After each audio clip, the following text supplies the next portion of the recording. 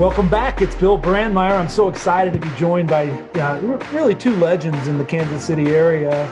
These two gentlemen, father-son team, both played in the NFL, which is pretty much remarkable that they both had that experience. You know them as the Coffmans. They are well respected in our city.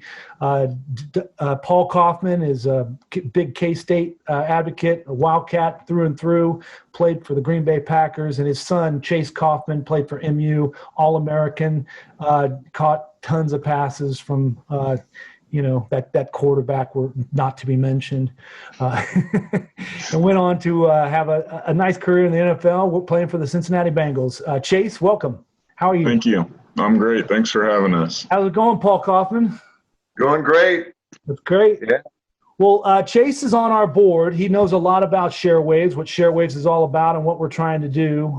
For you, Paul, this is an organization that wants to promote participation in sports. We want to advance opportunities for kids in the inner city to play sports. We're all about the power that sports has in someone's life. And I kind of want to start with that with you. Tell us from an early age, when did you know that you were going to make your life, built around sports and use sports to drive you into a successful life? Paul, that's you. Can you hear me, Paul?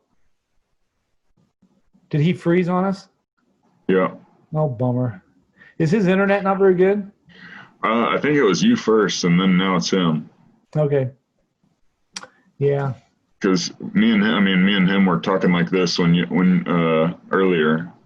All right. And you were freezing. Yeah. Now I'm not at all because I'm at home. Yeah. Fiber. Well, why don't you just text him and tell him that I hate not having him, but yeah, it's not going to work. I might as well just interview you. Well, yeah, we'll see if he can get back on real quick. And okay.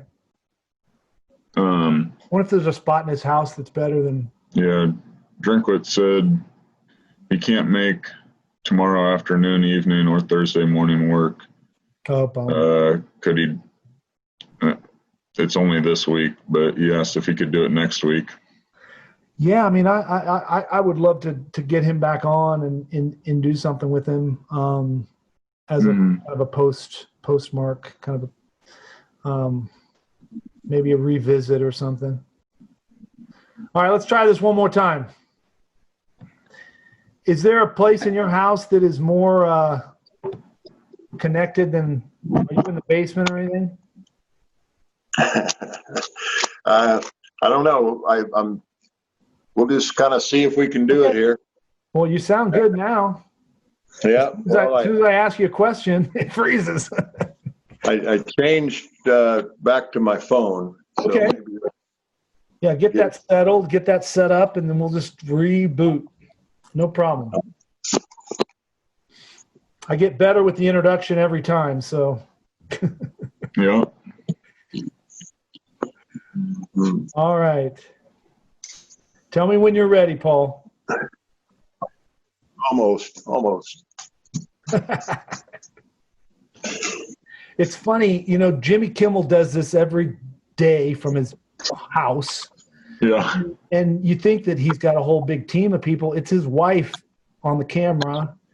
And I'm sure he's got, now he's got probably lights and whatever, but it's so funny that, Well, it's amazing just, how people have changed to accommodate this situation.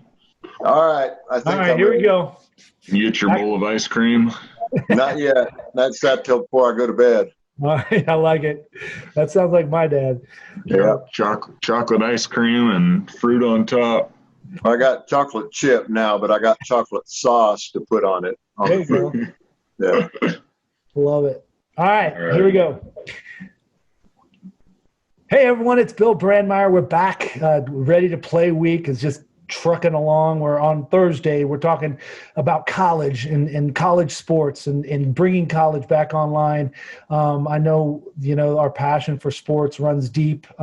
It doesn't run any deeper than in the Coffman family. And I'm joined today by two really legendary Kansas City athletes, Chase Coffman and his dad, Paul.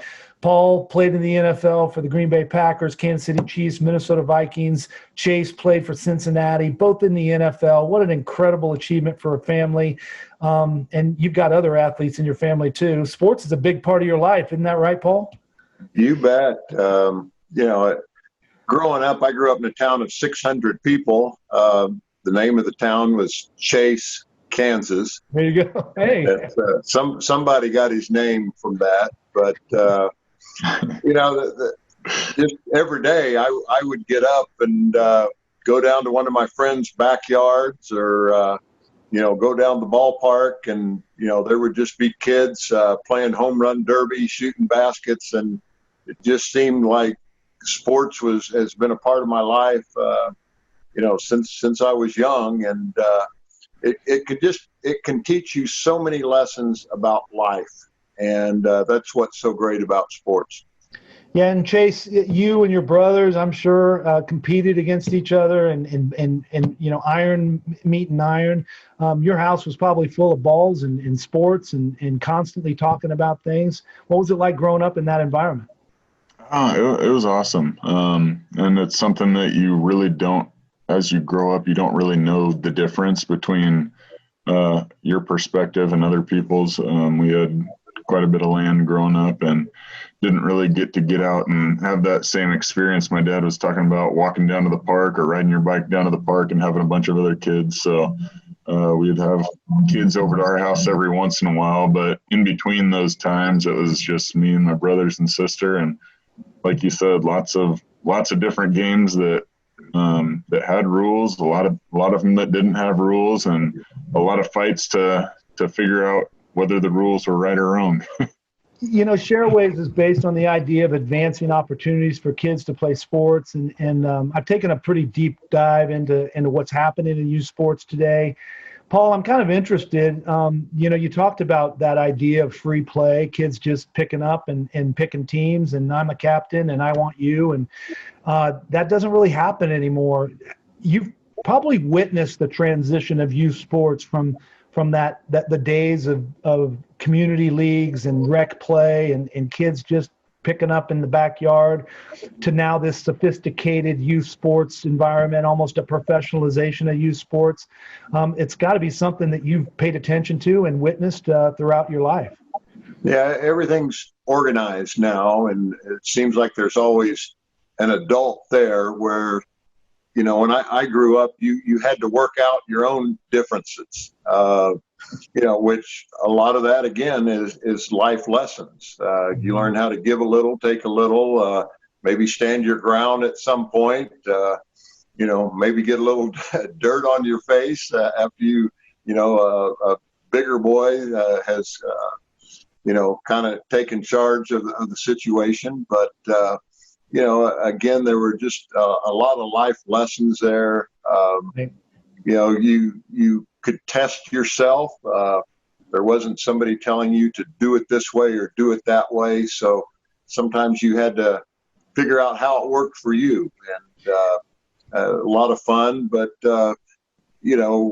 growing up with Chase and Carson, Cameron and Camille, I was able to coach all of them. And, youth sports was so big at our house. I remember times when all four of them were playing basketball, and we'd have a tournament over the weekend, and 4 kids and 4 different teams, and all over the city. And my wife and I were scrambling, and I think a couple times we even forgot Cameron a couple places. So I thought she had him, and she thought I had him, and it's like, well, where's Cameron? And we had to go back and find him. And a lot of times he was. Well, he's probably scarred. He's probably scarred for life from that. I'm sure he still holds that against you. Well, you didn't even know.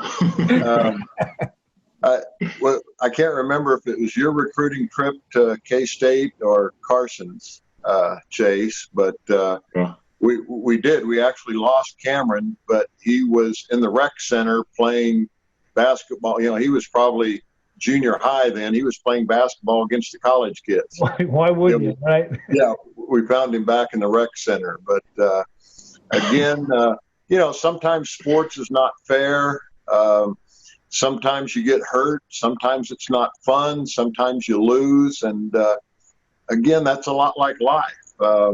You know, you can have a whole microcosm of a life experience during a sports season, overcoming injuries, you know, failure, how to deal with failure, how to deal with success. Just so many life lessons that are learned through sports. Well, so you grew up in a small town in Kansas. You made your way to K-State, and you decided to walk on to the football team. And really, that just set you on a path to high achievement. What was instilled in you that drove you to play sports at such a high level? Well, I thought I could, and that is a big thing. I always say you need a living example of somebody who's gone and done what you want to do. And I played against a young man in Little River, Kansas, who got a scholarship to Kansas State. And I thought, you know what? If he can play Division I can play Division I. And so I wanted to challenge myself. And my mom and dad were both school teachers. My dad was a farmer. I felt like I had the best combination of hard work and education. My mom would always say, I want to teach kids how to learn. I don't want to teach them things that they just regurgitate for a test. Right. I want to teach them how to take information and apply it for something useful. So I knew I could learn my plays and not make any mental mistakes. And, you know, there were times when I would be on that tractor when the sun came up, and they'd come get me at lunch, or they'd come bring me a lunch usually and some iced tea, maybe a little something in the afternoon to drink, and then come get me when the sun went down. And I was out there all day long. A lot of people in our community were oil field workers that, you know, you can't say it's too hot or it's too cold. You know, you get the job done. And I took that kind of attitude to K-State when I went there, that, you know what, I can learn my plays and I can outwork everybody. I can win the sprints after practice and spend more time in the weight room. And when you're a walk-on, you can't be as good as a scholarship player. You have to be significantly better, because that makes the coaching staff look bad when the guy they offered the scholarship sitting on the bench and the walk-on's playing. Well, so was Lynn Dickey the quarterback at K-State when you were there? No, Lynn was already gone. He was in Houston with the Oilers. Steve Grogan was the quarterback at K-State. He was a senior when I was a freshman. Okay. And then after that, we went through 7 starting quarterbacks in 3 years, and we were arguably the worst college football program in the United States. You know, I understand you're a KU fan, but we're kind of like what KU is now. You know, back in those days, every away game we played was the other team's homecoming. Right. That's exactly right. Well, then you were able to you got drafted, or you were a free agent. But back in those days, they didn't have the combine where they brought potential players to Indianapolis to work them out. And luckily for me, my roommate was a linebacker by the name of Gary Spaney, who made about every tackle. And every NFL team would come to work Gary out, and I would tag along and ask if they would work me out too. And the story that I heard was this linebacker coach who worked me out, they're sitting in a meeting in Green Bay and they're getting ready for mini camp. Coach Bart Starr said, "You mean to tell me we only have 3 tight ends coming to camp?" He said, "We're going to kill our starter," you know, because back then there was no off-season programs. there was an ashtray on every locker. Half the team smoked. Everybody had off-season jobs.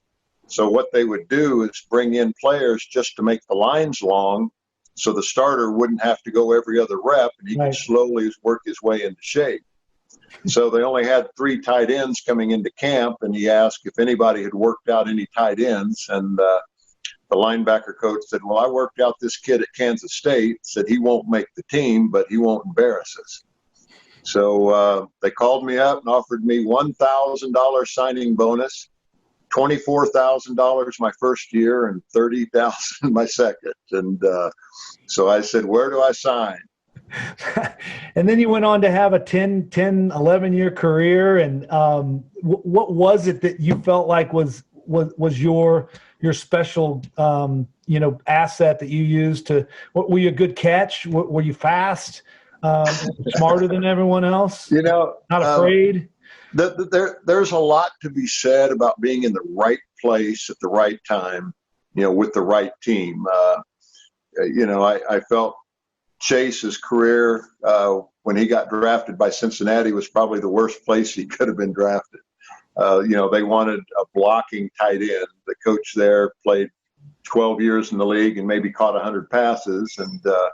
But I felt like being in Green Bay with Bart Starr and just the work ethic that he wanted, again, the attention to detail, no mental mistakes.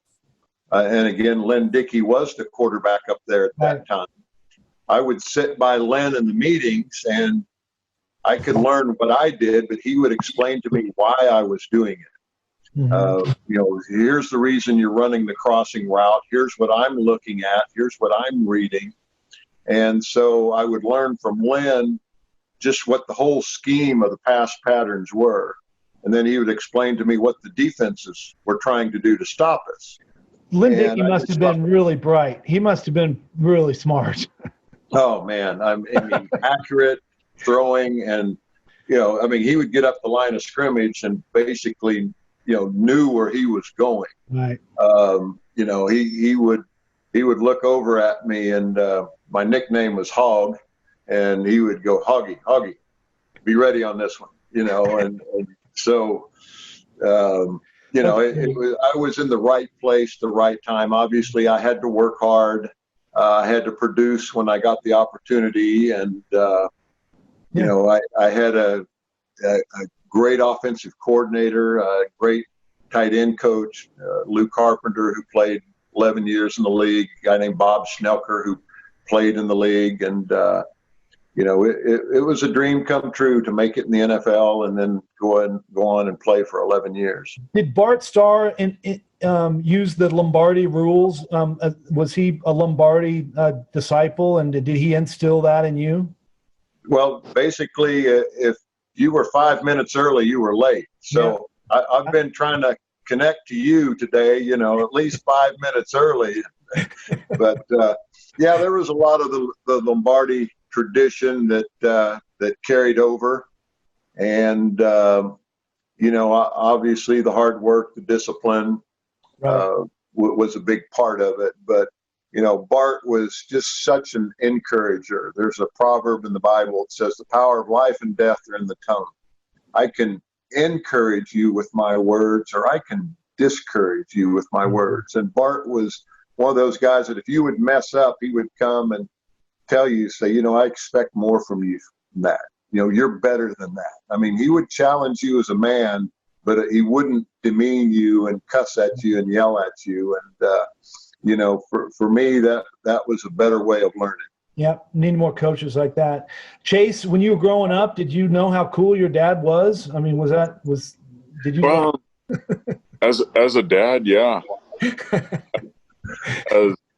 All this stuff and professional athlete, and the story of how he got to where he was, that was just secondary, and I'm still learning parts of it. So, but you were successful in high school, and you were highly skilled, and you were recruited, right? And and we wanted you, and got you. Coach Gary Pinkel, one of the greatest college football coaches of all time. Tell me about that. So, I mean, growing up, I was always one of the bigger kids, athletic, just been blessed with God-given athletic ability, and pair that in with kind of the things that my dad just talked about, you know, the work ethic, the character, the integrity, the pushing yourself through hard times when things start to feel like you don't want to do it anymore. And then a great group of friends surrounding me that kind of bought into that same thing, that pushed me. And my younger sibling doing the same thing. The one that I had the most competition with was Carson, who was right under me, but he was always right on my tail, making sure that I stayed in shape so that he wouldn't beat me. Right. And then started having some opportunity to get recruited after my sophomore year in high school, which was a dream come true. It was kind of just like this. I know this is going to happen, and there was really never any point where it was this isn't going to happen. Right. Did you take 5 visits? Did you do the whole thing, or did you kind of know that MU was your place? 4 out of the 5. And 4 out of 5. 4 to Kansas State, Mizzou, Iowa, and Nebraska. When you went and visited, did you meet Chase Daniels? Did you play catch with him? Did you know he was going to be so good? No. I you know, you kind of hear the stories about other kids starting to recruit as they get recruited now. Mm-hmm. And I was on a call with him on my official visit, but I mean that had happened at just about every one of those schools, and it was no different than the other kids that, you know, you don't know their name at those schools. Yeah. Right. You just think, well, you know what, like I did a lot. I prayed a lot. I did a English paper of pros and cons, and really just went with that gut feeling that I felt was from the Lord. To go to Mizzou, they were going into a spread offense. I was a wide receiver in high school. Everybody wanted me to be a tight end. Andy Hill said I'd catch a lot of passes if I came to Mizzou, and I mean that's something that you tell kids as a recruiting ploy. And luckily, you know, we had a lot of great guys that committed there and bought into that philosophy. And even then, you know, Coach Finkel, the whole coaching staff was on the hot seat in my freshman year. We back from, I think, down 21, 28 points in the Independence Bowl at halftime to win that game, and everybody thought they were fired by halftime. Right. So when did you know that you and Chase had something special? Was it you're going into your sophomore year, your junior year? Did you know when you first started playing catch? I would say our freshman year when we came in, everybody immediately saw the talent that he had. Right. But there's no way that they were going to let him play in front of Brad Smith. No. And Brad is a great quarterback as well and a great guy. Yeah. And there was a few times that Chase was able to step in and really have an impact, even during his freshman year when Brad took a couple knocks. Mm-hmm. Well, so then successful career in college and got into the NFL, had some time with the Cincinnati Bengals. Some success. I mean, it wasn't, you know, you didn't set the world on fire or anything, but you obviously more than a cup of coffee. And tell me about the experience of being in the NFL and you know and what that meant to you. Like I said, it was always kind of like this is just the journey that I'm going to have, and there was up to that point nothing that really got in the way of that. The NFL was kind of the first experience of, man, things aren't going the way that I had planned. Right. And it kind of started with breaking my foot in our bowl game. My senior year, I didn't get to do any of the combine, no pro day, nothing like that.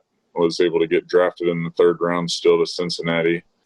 And it just things were tough. Things You know, didn't. your dad was talking about being at the right place at the right time, and Yeah. obviously you can't look back with regret. But do you think being in Cincinnati was not the right place for you? I mean, I think there was probably better opportunities. yeah, We had an offense that was pretty explosive with Chad Johnson, Cedric Benson at running back, and Chris Henry on the other side of Chad. Which, I mean, that's three guys that they were trying to get the ball to a lot, and the tight end was used as primarily a blocker. I know that they were trying not built to. like a blocker, Chase. Yeah, it was the first time I put my hand in the dirt and really did a lot of inline blocking, learning how to do that. Yeah. And like I said, it was tough. There was a point during my rookie mini camp or training camp where it was only me and one other rookie, Darius Hill. He's from Blue Springs, went to Ball State.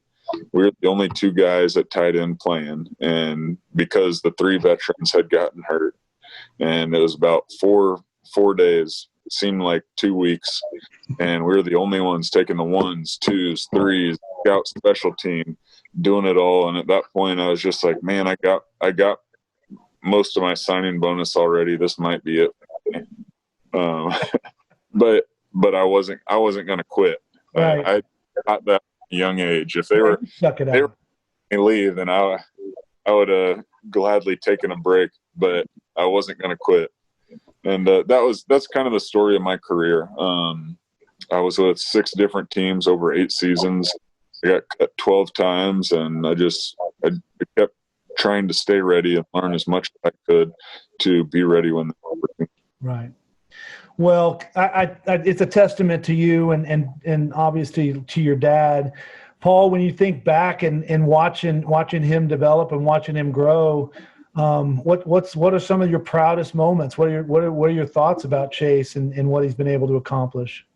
Oh, just the way he's overcome adversity. He's faced challenges, and it was hard to watch him go through that, but I could see him grow as a man. And I know, down the road that, my wife used to always say, sports is what you do. It's not who you are. Don't draw all your acceptance and significance in life from the fact that you're an athlete. And, because sports is going to end someday. And, life goes on. And I just think the life lessons that Chase has learned and the character it's built in his life, I'm proud of him for being the father he is and the husband he is, and just the choices he's made in life. And, for a parent to look at their child and say, you know what, I didn't have any worries about him as a person. Obviously there's, certain times when, things don't go as you have planned, that your heart hurts for them and you wish it would change and that everything would go well. But, in life, it doesn't always go that way. And again, these things that he went through has prepared him for life in general. Yeah. Well, I'm so proud that we've been able to connect, Chase, and you've joined our board to be a part of the Sharewaves Foundation, the first board that we've formed. And we have a lot of big plans to continue to promote, ideals just like you shared. That sports is a way to learn life lessons and to use it as a springboard to a better life. Talk about a little bit after the fact. So you kind of made it through the career.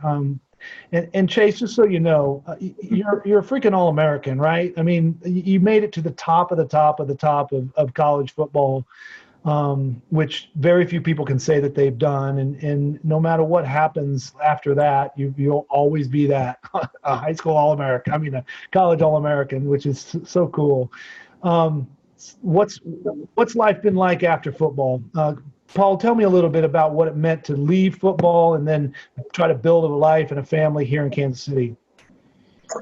Well, for me, my last year in the NFL, I spent with the Minnesota Vikings, and a friend of mine told me, he goes, you were trying to muster something that wasn't inside anymore.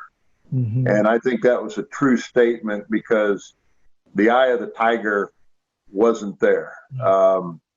You know, football was not my God. I mean, Jesus Christ was Lord, and I had to acknowledge that He's in control and that I'm not, and that, you know, again, football is not where I'm drawing from, and there's more important things in life, my wife and my kids, and so it was easy to step away from the game. I see a lot of guys that leave the game early where they still have the eye of the tiger, but because of injury or just getting cut, you know, and it's hard to make that transition to what we call the real world. Right. You know, and the locker room's kind of a unique place, and I wish society would take a look at a sports team, because you have black, white, Asian, Samoan, Hispanic, Christian, Muslim, Jewish, atheist, all different kind of motivations, all different kind of, you know, everything that you could imagine. It's a melting pot of society in that locker room. But come Sunday afternoon, you all have each other's back.